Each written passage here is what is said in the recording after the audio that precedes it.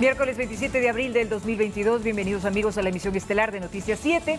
Gracias a quienes nos sintonizan a través de www.eltelegrafo.com.es, Pública FM y también por nuestras redes sociales. Aquí les vamos a contar las noticias más importantes de la jornada. Saludamos a nuestro compañero Byron Galarza. ¿Qué tal, Byron? Buenas noches, ¿cómo estás? Verónica, ¿cómo están? Televidentes, como siempre, un gusto acompañarlos al final de la jornada para contarles los detalles de lo que ha sido noticia en el Ecuador y el mundo. Efectivamente, damos enseguida paso a los titulares de la jornada. Amigos, bienvenidos.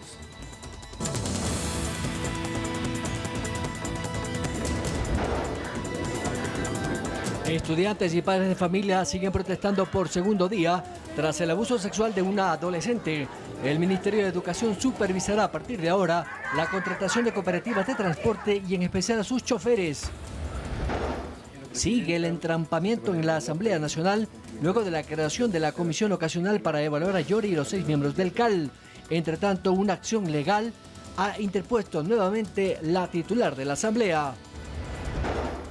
El ministro del Interior confirmó que ha sido amenazado de muerte y dijo que no le preocupa. Entre tanto, miles de militares han salido a las calles de Guayaquil en apoyo a la policía. En deportes, el ecuatoriano Pervis Estupiñán hizo un autogol en la derrota del Villarreal ante el Liverpool, jugada la primera semifinal de esta llave. En lo internacional, China ha confirmado que se registra el primer caso de gripe aviar en un niño menor de 12 años, luego de que el pequeño estuviera en contacto con pollos en su granja.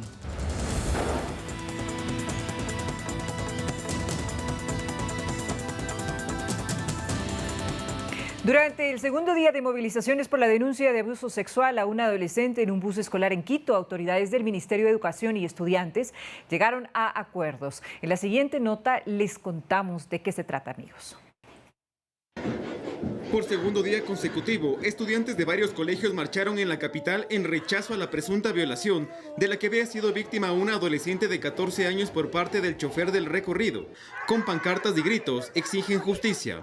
Que no solo se dé ese paso a una renuncia de la rectora, sino que se dé una sanción y que no es solo la rectora, también fue el cuerpo administrativo que estuvo enterado del caso, estuvo la vicerrectora, estuvo el DC y que no actuaron de la manera adecuada.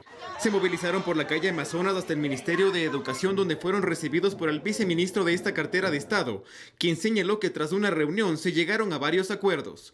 Nos han planteado algunos temas como la selección de autoridades que confíen en ellos, que les crean, que crean en su palabra porque se sienten absolutamente desatendidos desde hace mucho tiempo. Se estableció que dentro de los colegios se formarán mesas de trabajo donde participarán docentes, directivos y estudiantes. Además, en la reunión también se habló sobre los procesos de contratación de buses escolares para los menores. Tenemos el compromiso de observar como políticas públicas sobre los transportes que se brindan a las instituciones educativas con la implementación de cámaras, de un acompañante y de la capacitación a los mismos choferes. Ya nos encontramos preparando un nuevo reglamento para la selección. A la reunión también asistió el padre de la menor de 14 años que habría sido violada, quien ya está recibiendo asistencia psicológica. Edison Saavedra, Noticias 7. Sobre este mismo tema queremos rectificar algo que pasó el pasado día lunes, el 26. A propósito, a través de este medio de comunicación y sobre todo de esta emisión, en la emisión matinal, que transmitimos unas imágenes de un transporte escolar que no tenía nada que ver con el autobús o la unidad de transporte que precisamente fue la que estuvo involucrada en esa presunta agresión sexual contra una estudiante de un colegio en Quito. Así que pedimos las disculpas del caso. Atender a la víctima en casos de violencia, creer en su palabra, denunciar el hecho en fiscalía y también informar a los representantes son parte de los parámetros que se establecen en las rutas de acción frente a situaciones de violencia en el sistema educativo. Este documento se socializa en los planteles escolares. El Ministerio de Educación tiene activo un protocolo que todo el personal de la comunidad educativa deberá seguir en casos de violencia, dentro y fuera de las instituciones escolares. Según el documento, señala que todas las personas que tengan conocimiento de un presunto caso de violencia sexual contra un niño, niña o adolescente, cometido dentro o fuera de las instituciones educativas, tienen la obligación de poner la denuncia inmediatamente en la Fiscalía y hacerla conocer a la autoridad institucional o en la cartera del ramo. Además del personal del Departamento de Consejería Estudiantil y la Autoridad Educativa Institucional, tienen la obligación de informar al representante legal del niño, niña o adolescente, indicando las medidas que se van a tomar, mientras que la Junta Distrital de Resolución de Conflictos emitirán medidas de protección a favor de la víctima. El texto establece parámetros para el acompañamiento a la víctima donde se recalca que se debe escuchar al menor sin hacer comentarios, mucho menos culpar ni retarlo por lo sucedido. Además de que el personal educativo siempre deberá creer en su relato cuando le cuente que ha sido víctima de algún tipo de violencia sexual y no deberá poner en duda su palabra. Según el protocolo, si la situación de violencia proviene del hogar, no se contactará con el presunto agresor o agresora. Si es ejercida por algún integrante de la institución educativa, jamás se debe acudir a esta persona para el proceso de acompañamiento a la víctima. En el caso de que la agresión sea dentro de la institución, bajo ningún concepto, docentes tienen que interrogar a niños, niñas o adolescentes, ni enfrentarlos o exponerlos a su posible agresor. Solo se debe procurar levantar la información mínima para realizar la denuncia. En el más reciente caso, la ministra de Educación señaló que existe una investigación al Departamento de Consejería Estudiantil involucrado, pues se considera que no se brindó la atención a la menor de 14 años que habría sido abusada sexualmente por un chofer de su recorrido, ni a sus familiares. Edison Saavedra, Noticias 7. El gobernador del Guayas, Pablo Arosemena, dio nuevos detalles del coche bomba que fue activado el pasado lunes en los exteriores de la cárcel de La Roca. Aseguró que el vehículo pertenecía a uno de los guías penitenciarios. Además, ha anunciado que los militares volverán a la calle en Guayaquil. Tras una reunión mantenida en Quito con el presidente Guillermo Lasso y ministros del área de seguridad, según contó el gobernador de Guayas, Pablo Arosemena, se tomó la decisión de que los militares vuelvan a salir a las calles en Guayaquil como medida para resguardar a la ciudadanía. Durante un acto de destrucción de armas en la ciudad, el funcionario destacó que pese a que la medida no es nueva, las autoridades esperan que esta vez dé resultados. En sus declaraciones, el gobernador se refirió también al segundo atentado registrado el fin de semana en los alrededores de la cárcel regional. Dijo que ese vehículo podría pertenecer a alguno de los guías penitenciarios. Ciertas cargas explosivas fueron colocadas en un vehículo que ya estaba ahí parqueado. Una forma de amedrentamiento, que es lo que buscan estas bandas narcoterroristas, que están generando desestabilización social. Lo que están buscando es tratar de decir La Roca es insegura, no manden gente a La Roca, pero nosotros no vamos a caer en esa trampa y el Estado de Derecho no puede caer en esa trampa. Aseguró que se evalúan más acciones para intensificar la seguridad en el puerto principal. Andrea Orbe, Noticias 7. El ministro del Interior, Patricio Carrillo, informó que se investiga las amenazas recibidas en su contra y aseguró que no le atemorizan para seguir enfrentando a organizaciones criminales que buscan sembrar terror en nuestro país. Bueno, son amenazas que siempre se van presentando, indiscutiblemente estamos impactando en donde queríamos impactar. El Ecuador ya no está enfrentando pandillas, no está enfrentando bandas, está enfrentando carteles y hay que tomar los recaudos necesarios para proteger a la sociedad. Así lo estamos haciendo en lo personal y también en lo institucional para el cuidado y la protección de los ciudadanos. Estamos ya en un nivel elevado de inseguridad, pero el enfrentamiento a las organizaciones, así como a la delincuencia común, porque en la sociedad ecuatoriana también en lo cotidiano está experimentando una serie de problemas. El gobierno nacional está focalizando todas sus acciones para mejorar la economía. Bueno, no es exactamente un coche bomba, pero no podemos indicar. Y el nuevo ministro de la Defensa, general Luis Lara, comprometió sus esfuerzos para luchar en coordinación con la policía en contra de la delincuencia. Su primera acción fue mantener una reunión con el ministro saliente Luis Hernández. El general Luis Lara ha sido jefe del Comando Conjunto, comandante general del Ejército, es paracaidista con 35 años de servicio y se desempeñó también cuando hubo la intentona de golpe el pasado octubre del 2019, cuando precisamente salió del cargo. Y luego de eso tomaremos las acciones correspondientes, lo que tenga que realizarse. El de trabajar para disminuir este grado de inseguridad y mejorar la percepción de la ciudadanía. Mientras el pueblo lo necesite, ahí estaremos. Vamos a cambiar de tema, amigos televidentes, y les comentamos que China reportó el primer caso humano de la gripe aviar H3N8. Cuando regresemos de la pausa, Les contaremos los detalles, no se lo pierdan.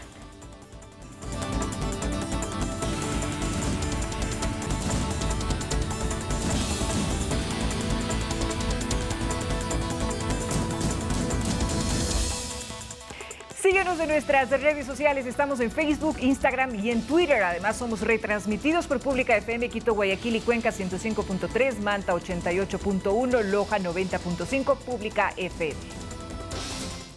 China reportó el primer caso humano de la gripe aviar H3N8. Se trata de un niño de tan solo 4 años de edad que tuvo contacto con pollos que criaba en su casa. Según médicos ecuatorianos, al tratarse del primer caso, no implicaría una amenaza. En China, un niño de 4 años es el primer infectado en el mundo de la gripe aviar H3N8. Según informó el Ministerio de Salud de ese país, el niño que se contagió en Sumadian, en la provincia central de Henan, desarrolló fiebre y otros síntomas de gripe el 5 de abril y posteriormente fue hospitalizado. Según el epidemiólogo Esteban Torres, el contagio se da por vías respiratorias. Básicamente el virus respiratorio se lo adquiere en lugares donde hay muchísimos animales, en un lugar cerrado. Seguramente todo ese aire fue respirado por el niño. Según Torres, al tratarse de un primer caso, este virus no podría convertirse en una amenaza.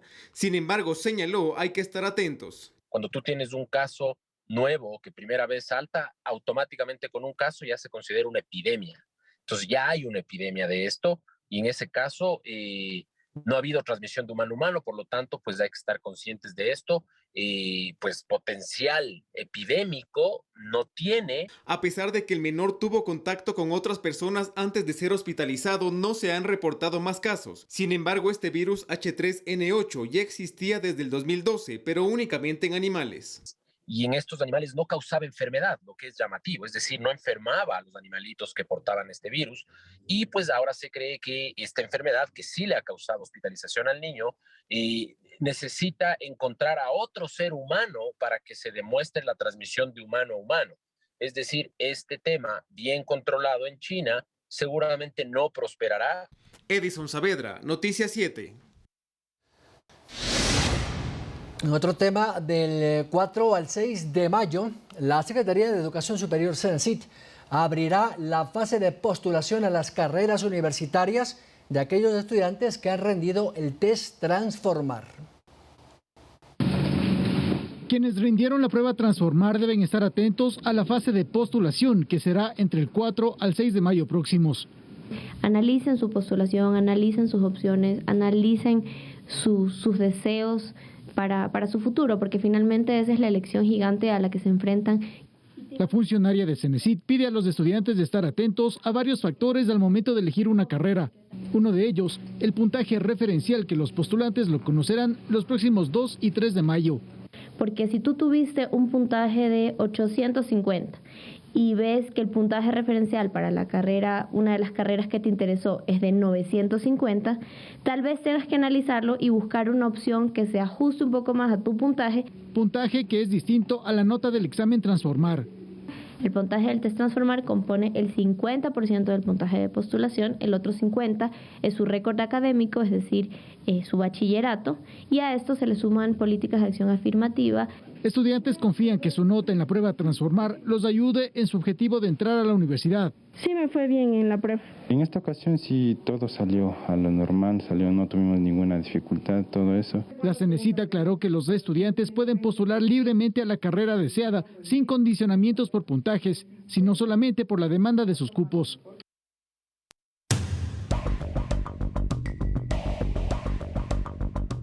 Y los miembros que integran la comisión para evaluar la denuncia en contra de la presidenta de la Asamblea, Guadalupe Llori, esperan ser notificados para empezar a trabajar. Esto en medio de cuestionamientos por las supuestas irregularidades en la conformación de esta mesa. Que habría vicios de ilegalidad en el proceso de conformación de la comisión, sostienen varios legisladores. Ya no solo el oficialismo, que se ausentó ayer en el Pleno cuando justamente se debatía la creación de esta mesa. ¿Los independientes son un partido político? No. ¿Los independientes son una bancada legislativa? No. Entonces constituyeron una comisión donde están dejando por fuera no a cualquier bancada, a una bancada que tiene 27 legisladores constituidos legalmente, que lo que están haciendo nuevamente es ilegal. Nos dieron un listado y ya nos dieron poniendo los nombres.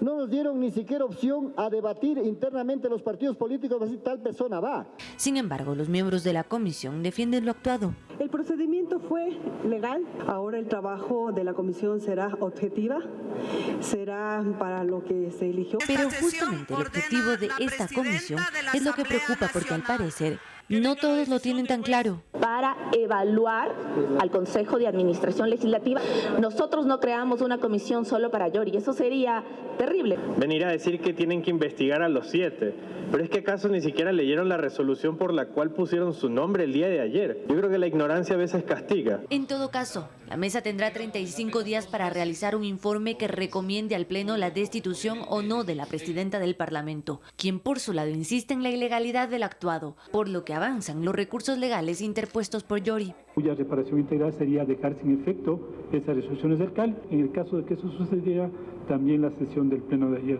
sería nula. Carolina Basante, Noticias 7.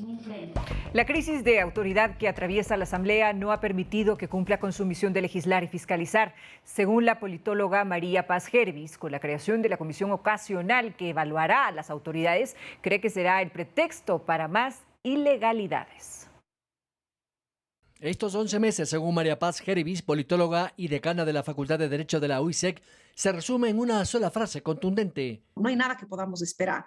Creo que tenemos que tener claro desde la ciudadanía que esta traba que existe desde la Asamblea Nacional, responde a una traba política, ¿no es cierto? Entonces, sí, ciertamente se ha conformado esta comisión que tendría en principio como objetivo destituir a los 7 miembros del CAL, sobre todo a la presidenta de la Asamblea, cuya gestión es altamente reprochable. A lo que estamos asistiendo es a una pugna de poderes típica, tradicional y burda de la política ecuatoriana, en donde cada uno está peleando por tener una tajada de la torta un poquito más grande.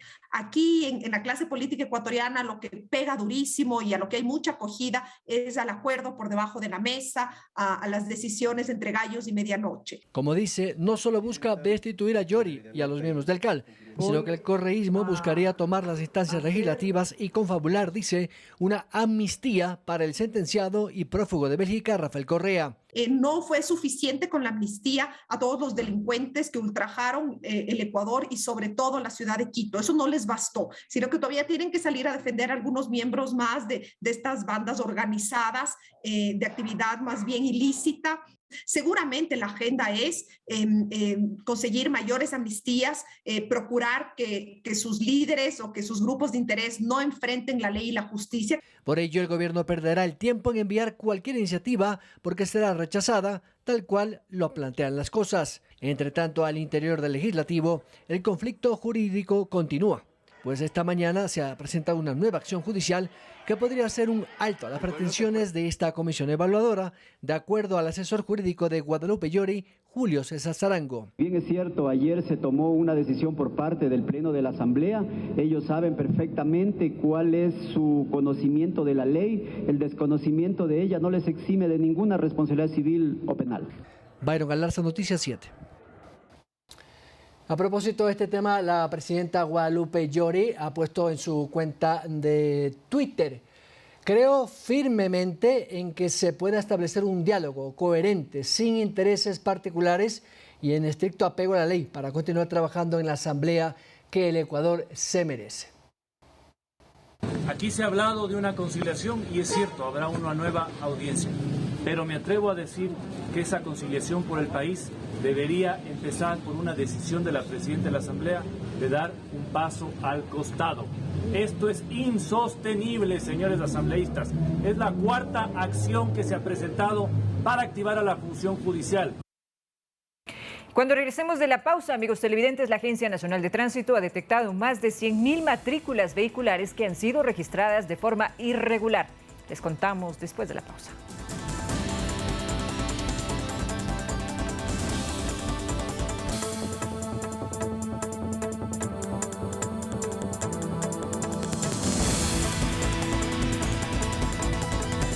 Síguenos en nuestras redes sociales, Facebook, Instagram y Twitter. Somos retransmitidos por Pública FM Quito, Guayaquil y Cuenca, 105.3, Manta 88.1, Loja 90.5, Pública FM. Seguimos informando, amigos televidentes, un balance preliminar del cumplimiento de recientes modificaciones a la Ley de Tránsito fueron presentadas en la Asamblea Nacional por las autoridades encargadas del tema en el país. Veamos a continuación un informe de nuestra compañera Carolina Basante.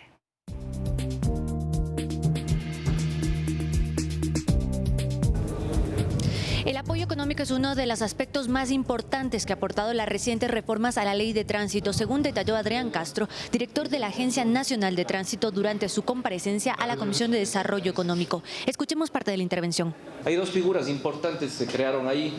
Primero, la figura del pronto pago. Significa que una persona hoy paga solo el 50% de una multa y deja de ser una ley recaudatoria, sino más bien pasa a ser una ley preventiva, si es que lo hace dentro de 20 días. Con respecto al régimen de remisión de multas de intereses, casi 7 millones de dólares fueron lo que los ecuatorianos que se acogieron a la remisión se ahorraron del bolsillo. Castro propuso en la mesa legislativa que se pongan en marcha pendientes, como por ejemplo la recategorización de contravenciones, algo que es competencia de la Asamblea, y también dice que se debería reformar la Ley de Tránsito y el Código Integral Penal. La Ley de Tránsito dice que la Asamblea Nacional en 180 días, desde el 10 de agosto, tenía que recategorizar las contravenciones, y nosotros, señor presidente, señores asambleístas, tenemos ya la estadística. No hemos tenido el llamado, a pesar de que oficiamos a la Asamblea Nacional. Hay ciertas sanciones que tienen que pasar a ser descriminalizadas y despenalizadas. Ecuador es uno de los poquísimos países en el mundo en donde los jueces continúan resolviendo los delitos y contravenciones de tránsito. En esta sesión de la Comisión de Desarrollo Económico también estaba prevista la comparecencia de Marcelo Cabrera, ministro de Transporte y Obras Públicas, pero finalmente se excusó. A propósito de este tema, Verónica, se ha escuchado o se ha informado por parte de la Autoridad Nacional de Tránsito, lo veíamos a su director, que habría unas 100.000 matrículas a nivel nacional que serían irregulares, es decir, que son falsas. Se presume en ese sentido, Byron y amigos televidentes, que existirían actos de corrupción dentro de los municipios, y precisamente esta es una investigación que nosotros estamos realizando aquí en Noticias 7. Damos paso enseguida a nuestro compañero Edison Saavedra, quien tiene precisamente los detalles acerca de esta noticia. Adelante, Edison, te escuchamos. Gracias, compañeros, amigos televidentes. Así es, durante varios años, tramitadores y personas ajenas a la Agencia Nacional de Tránsito se han dedicado a ofrecer matriculación y revisión vehicular por fuera de la norma.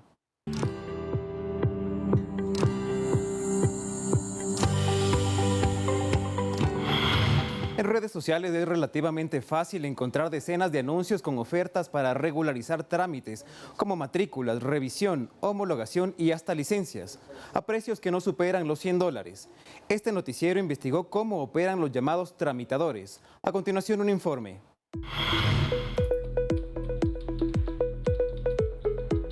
Solo basta digitar matriculación en el buscador de cualquier red social para que se despliegue un sinnúmero de anuncios que ofertan trámites por fuera de la norma sobre matrículas y revisión vehicular, además de licencias, entre otros. Acceder a los denominados tramitadores es relativamente fácil. En cuestión de segundos, uno de tantos atendió nuestro llamado. Llame, amigo, ¿en qué lo podemos ayudar? Para matricular un auto, ¿cómo se puede hacer? Claro, amigo, hay que verificar qué hay que realizar y si tiene pagos al día o no. No tengo pendientes. ¿Tiene valores pendientes? No. Ahí sí no hay problema, estimado. Aquí le envío los precios, matrícula y revisión, 70 o solo revisión 45. ¿Y en cuánto tiempo se refleja? En el momento que se hace el trámite, usted cancela cuando le envíe las fotos de los documentos y del sistema igual usted puede verificar. De igual manera, otro tramitador también ofreció realizar el proceso de matriculación para el mismo día. Incluso, según él, no había necesidad de llevar el vehículo a la revisión. ¿Cómo se puede hacer para matricular un auto? Claro, mi estimado, ¿tiene valores pendientes? ¿Cómo sería el procedimiento? Primero hay que revisarle a ver si tiene valores pendientes. Una vez hecho eso, le ayudo con el trámite de matriculación y revisión sin que lleve el vehículo. ¿Y cuánto cuesta? Depende, como le digo, si tiene valores pendientes, años caídos, hay que revisar para darle un precio correcto. No, no tengo valores pendientes. 100, matrícula y revisión. ¿Y en cuánto tiempo se refleja en el sistema? El mismo día que ya está la documentación lista se refleja. ¿Y cómo se hace? ¿Le deposito o cómo? Le entrego aquí y me cancela cuando le entregue. ¿Qué papeles necesita? Sí, aquí le entrego personalmente, solo el número de la placa. Pero sería en efectivo. Claro, en lo que le dé los papeles, revise que esté todo correcto y me cancela. En este sentido, María, a quien llamaremos así para proteger su identidad, acudió a estas personas para matricular su auto. Ella asegura que lo hizo por facilidad en el trámite. Y lo que me dijo es que el vehículo con que tenga las llantas y las luces que sirvan, que no había ningún problema, que él se encargaba de hacer pasar la revisión. Y el costo me cobraba $100 y se demoró unos 10 minutos. Pero esta realidad no solo sucede en Quito. Autoridades informaron que estas prácticas se han detectado en casi 150 municipios del país. En algunas localidades, incluso se han matriculado irregularmente hasta 3 veces el tamaño de su parque automotor. Según la Agencia Nacional de Tránsito, estos procesos irregulares se registran en al menos 147 municipios, en donde se han matriculado aproximadamente 110.000 vehículos irregularmente. La Agencia Nacional de Tránsito ha identificado al menos 110.000 vehículos que han sido matriculados irregularmente. Inmediatamente fue disponerle a los municipios que procedan a la reversión, a la anulación de los 10.000 y pico de trámites que tenían de matriculación en primera instancia. Además, se remitió al Servicio de Rentas Internas que realice los procesos de cobro respectivos. Porque hay que recuperar más de $50 millones que se evadieron al país a causa de haberle hecho un bypass al SRI dentro de los municipios del país. Destaca que en grandes ciudades como Quito y Guayaquil los casos son relativamente pocos en relación a los pequeños GATS, en donde se ha matriculado hasta 3 veces su parque automotor. Quinedec tiene un parque automotor de cerca de 6.000 vehículos más o menos, ha llegado a matricular hasta 200.000 vehículos. Por ello han suspendido casi 400 usuarios del sistema de matriculación de los municipios. Sin embargo, señala que se podrá habilitar a unos pocos, dependiendo del justificativo.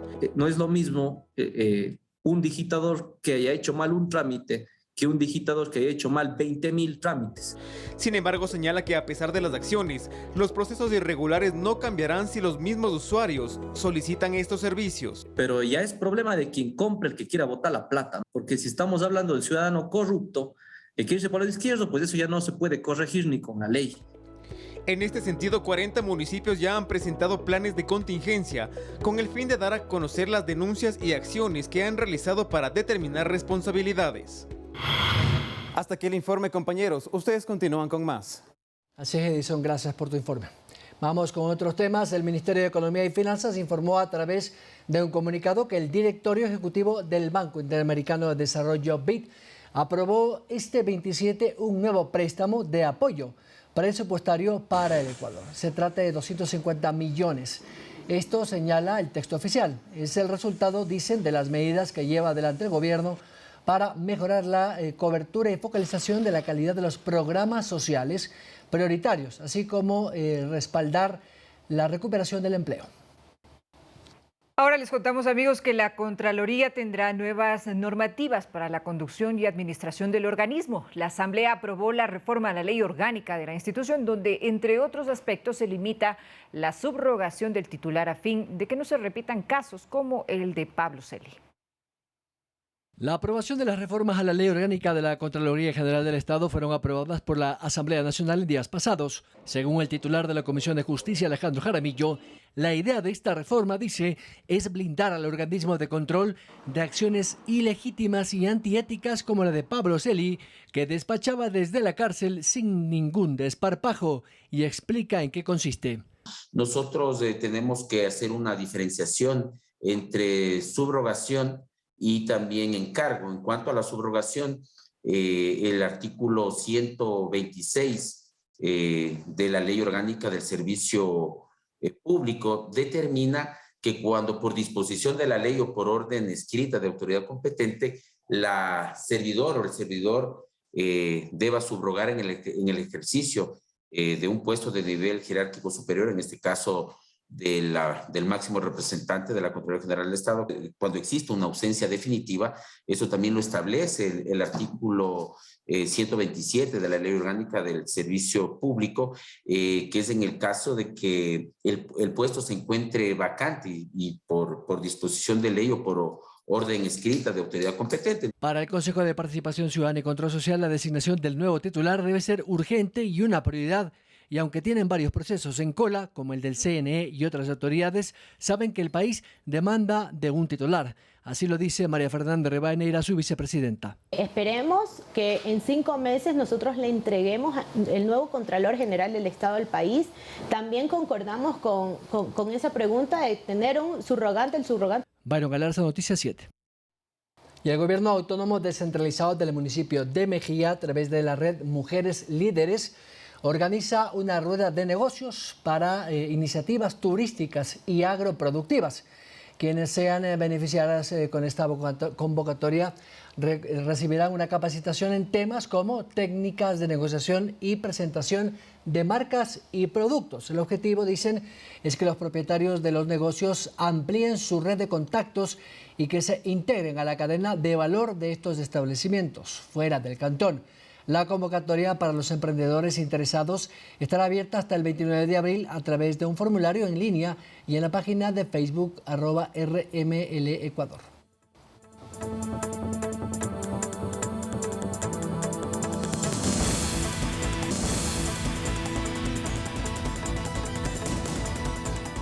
Vamos enseguida con las noticias internacionales, amigos televidentes. El Salvador va camino a su segundo mes con derechos constitucionales suspendidos, un periodo en el que se han reportado arrestos de miles de presuntos pandilleros y surgió así la autorización del Congreso con mayoría oficialista para construir más prisiones en este país.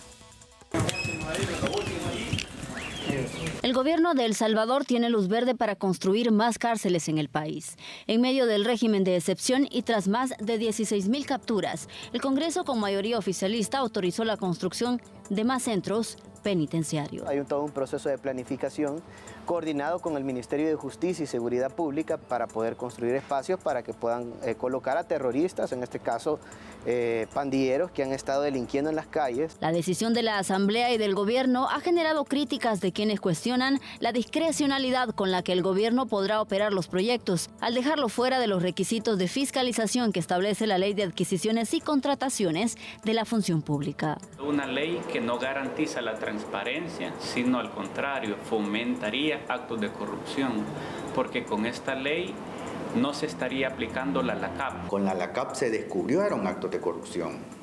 Ahora ni siquiera sabemos eso. Hasta finales de 2020, los 27 centros de detención con los que cuenta el país se mantenían en un 134% de hacinamiento, es decir, cerca de 10.000 reos adicionales a su capacidad, y en el último mes han capturado a más de 16.000 personas. Las organizaciones también cuestionan cuáles son las prioridades del gobierno. No debería ser la prioridad, pero nosotros hemos visto que se está creando una suerte de estado policial en El Salvador. Se están aprobando leyes draconianas, se están aumentando las penas y eso tiene como único propósito obtener réditos políticos. Que se aumente las penas únicamente tiene una finalidad simbólica, pero no está atacando las causas de la criminalidad. Mientras tanto, el presidente de Rusia, Vladimir Putin, avisa una respuesta relámpago si otros países interfieren en Ucrania. La advertencia se produce en un momento en que los civiles y militares ucranianos atrapados señalan que cientos de heridos se encuentran dentro debido a los bombardeos. Las fuerzas rusas continúan con sus asaltos en el este ucraniano, donde han tomado ya varias poblaciones en las regiones de Kharkov y Donbass, según ha reconocido Ucrania. Con ataques como estos tratan de capturar Kramatorsk y Sloviansk desde el sur de Izium. Los ciudadanos de Kramatorsk viven con miedo en una ciudad semivacía. Creo que será lo mismo que en otras ciudades. Habrá torturas, disparos. No me hago ninguna ilusión con respecto a los ocupantes. El Ministerio de Defensa ruso, que ha difundido este vídeo sobre sus ataques a una zona fortificada ucraniana, ha anunciado la destrucción de un arsenal de armas occidentales en la región meridional de Zaporilla. Putin ha advertido de una respuesta rápida ante cualquier injerencia.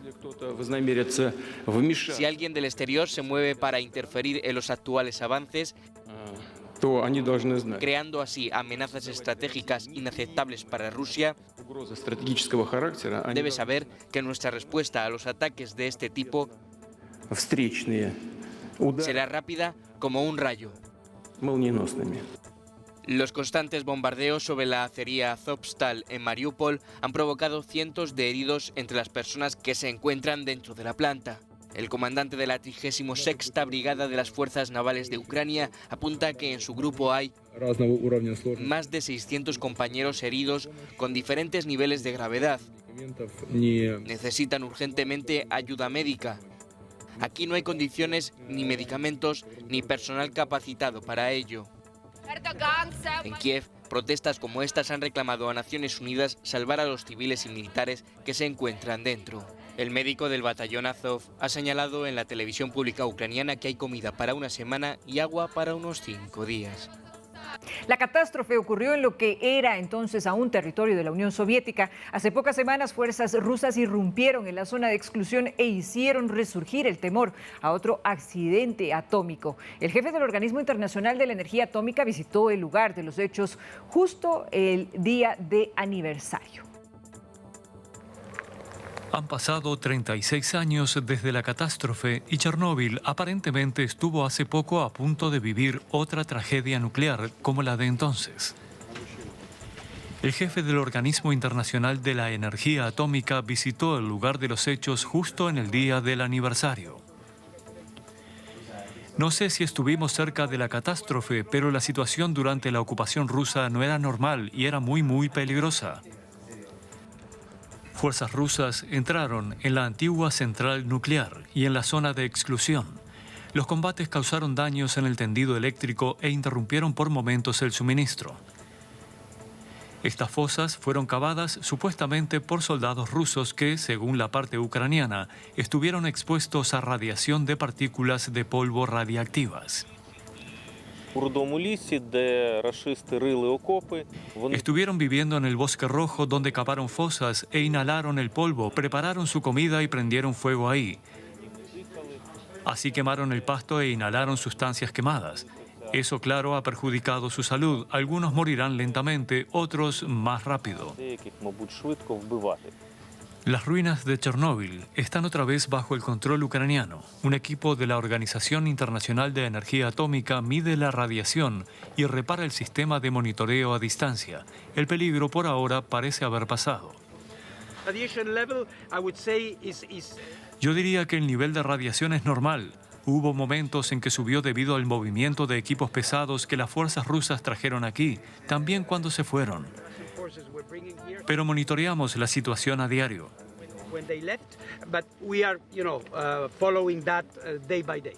El objetivo principal está claro, que no se repita una tragedia como la que dejó miles de muertos y heridos en 1986. Y cambiamos drásticamente de tema, amigos televidentes. La Escuela de Samba Grandes Ríos se coronó campeona del carnaval precisamente de Río de Janeiro gracias a su desfile contra la intolerancia religiosa, en una edición que marcó el tan esperado regreso al sambódromo tras el paro de la pandemia.